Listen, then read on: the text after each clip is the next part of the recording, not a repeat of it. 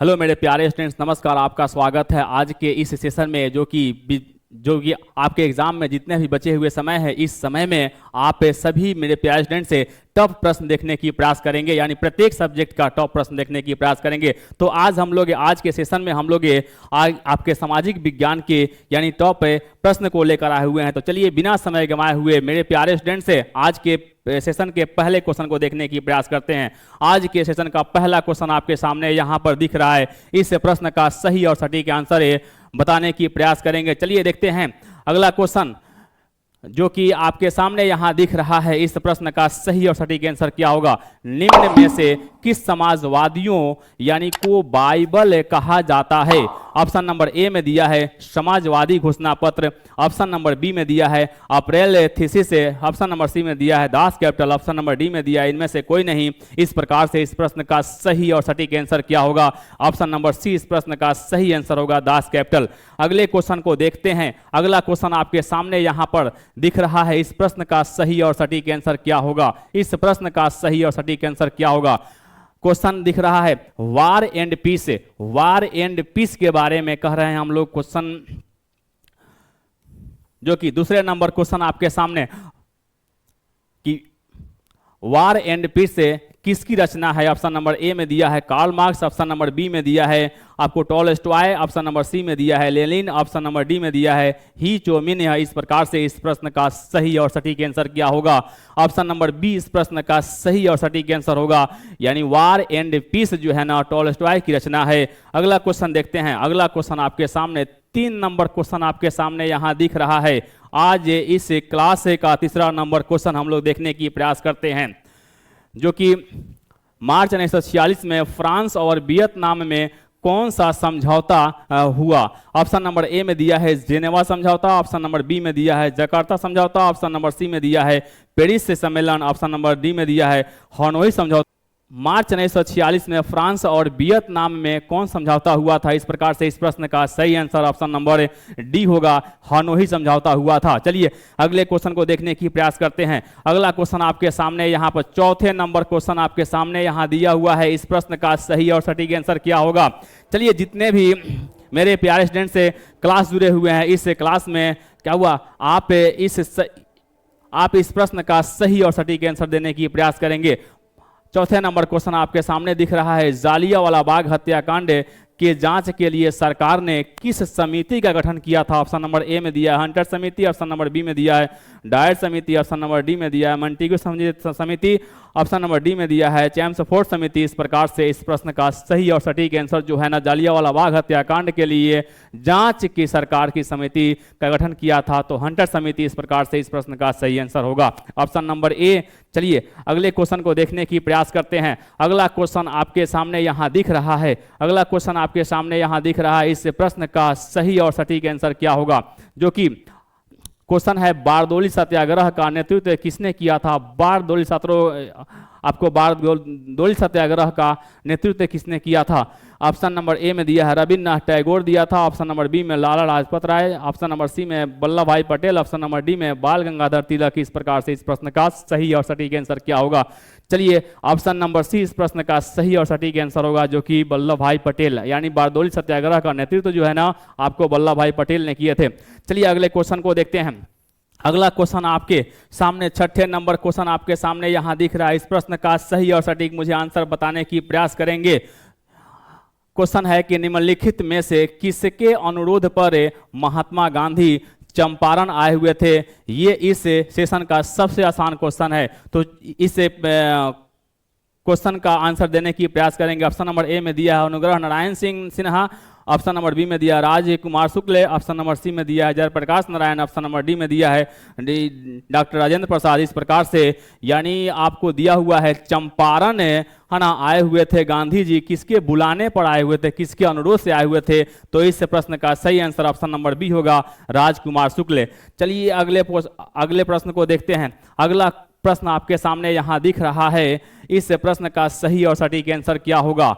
अगला क्वेश्चन आपके सामने यहां पर है ब्रह्म समाज की स्थापना किसने किया था?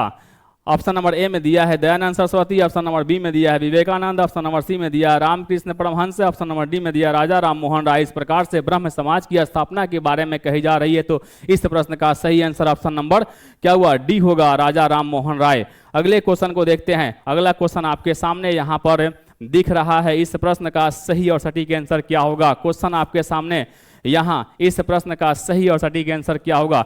जो कि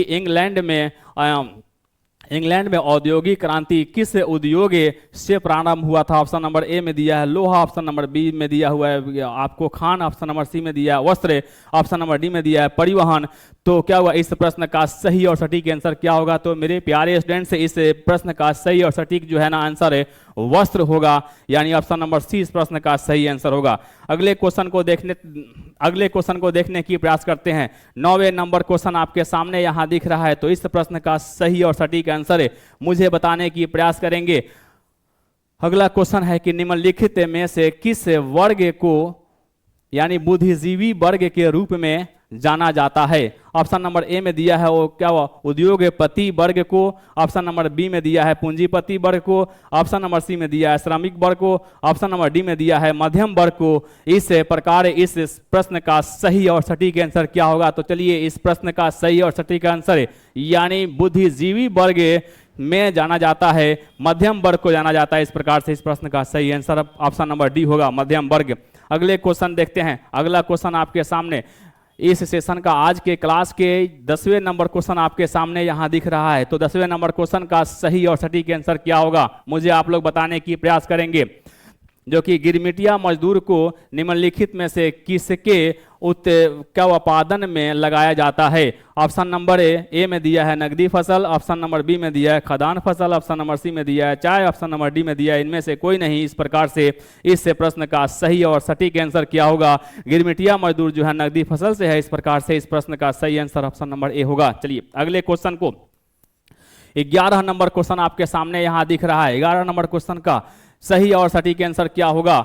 आप मुझे कमेंट्स करके भी बता सकते हैं कि इस 11 नंबर क्वेश्चन का सही आंसर क्या होगा। जो कि power and un British rule in India नामक के पुस्तक के लेखक कौन है? ऑप्शन नंबर ए में दिया है एम में आपको पर्रिकर, ऑप्शन नंबर बी में दिया है दादा भाई नौरोजी, ऑप्शन नंबर सी में दिया है मार्शल, ऑप्शन नंबर डी में दिया है इनमें से कोई नहीं। इस प्रकार से 11 नंबर प्रश्न का सही और सटीक आंसर क्या होगा? चलिए, दादा भाई नौरोजी इस प्रश्न का सही और सटीक आंसर होगा। जो कि क्या हुआ, आपको power and un British rule in India के लेखक जो है ना दादा भाई नौरोजी थे। अगले क्वेश्चन को देखने की प्रयास करते हैं। अगला क्वेश्चन प्रश्न आपके सामने दिख रहा है, तो 12 नंबर प्रश्न का सही और सटीक आंसर मुझे बताने की प्रयास करेंगे। भारत में समाचार पत्रों का मुक्तिदाता के रूप में कौन जाना जाता है? ऑप्शन नंबर ए में दिया है Warren Hastings, option number B में दिया है चार्ल्स मैटकॉफ है, ऑप्शन नंबर सी में दिया है लॉर्ड रिटन है, ऑप्शन नंबर डी में दिया है लॉर्ड रिपन। चलिए, इस प्रश्न का सही और सटीक आंसर क्या होगा? ऑप्शन नंबर ए यानी क्या हुआ, समाचार पत्र के मुक्तिदाता जो थे चार्ल्स मैटकॉफ थे। इस प्रश्न का सही आंसर ऑप्शन नंबर बी होगा। अगले क्वेश्चन को देखने की प्रयास करते हैं। अगला क्वेश्चन आपके सामने यहाँ दिख रहा है। 13 नंबर क्वेश्चन आपके सामने यहाँ दिख रहा है। इस प्रश्न का सही और सटीक आंसर बताने की प्रयास करेंगे। चलिए, 13 नंबर क्वेश्चन है, भारत में समाज सुधार आंदोलन में निम्नलिखित में से यानी किसका योगदान रहा? ऑप्शन नंबर ए में दिया है Jyotiba Phule, option number B में दिया है Mahatma Gandhi, option number C में दिया है doctor Bhimrao Ambedkar, option number D में दिया है उपयुक्त में से सभी। तो यानी समाज सुधार आंदोलन में किसका योगदान रहा? तो क्या हुआ, यानी ऑप्शन नंबर ए भी सही है, ऑप्शन नंबर बी भी सही है, ऑप्शन नंबर सी भी सही है। इस प्रकार से इस प्रश्न का सही आंसर ऑप्शन नंबर डी होगा, यानी उपयुक्त में से सभी। अगले क्वेश्चन को देखने की प्रयास करते हैं। अगला क्वेश्चन आपके सामने यहाँ पर दिख रहा है। इस प्रश्न का सही और सटीक आंसर मुझे बताने की प्रयास करेंगे। बिल्कुल, इस क्लास का सबसे आसान क्वेश्चन आपके सामने यहाँ दिख रहा है। जो कि झारखंड राज्य का गठन कब हुआ था? ऑप्शन नंबर ए में दिया है 1 नवंबर 2000, ऑप्शन नंबर बी में दिया है 8 नवंबर 2005, ऑप्शन नंबर सी में दिया है 15 नवंबर 2000, है ना। ऑप्शन नंबर आपको डी में दिया है 15 नवंबर 2001। इस प्रकार से इस प्रश्न का सही और सटीक आंसर क्या होगा? चलिए, सही और सटीक आंसर, झारखंड राज्य का गठन जो है ना 15 नवंबर 2000 को हुआ था। इस प्रकार से इस प्रश्न का सही आंसर ऑप्शन नंबर सी होगा। अगले क्वेश्चन को देखने की प्रयास करते हैं। अगला क्वेश्चन आपके सामने यहाँ 15 नंबर क्वेश्चन आपके सामने यहाँ दिख रहा है। तो इस प्रश्न का सही और सटीक आंसर मुझे बताने की प्रयास करेंगे। भारतीय संविधान में 8वीं अनुसूची में कुल कितनी भाषाओं का प्रावधान है? ऑप्शन नंबर ए में दिया है 22, ऑप्शन नंबर बी में दिया है 15, ऑप्शन नंबर सी में दिया है 18, ऑप्शन नंबर डी में दिया है 16। इस प्रकार से इस प्रश्न का सही आंसर है आपको ऑप्शन नंबर ए होगा, 22 भाषाओं का प्रावधान है। अगले क्वेश्चन को देखने की प्रयास करते हैं।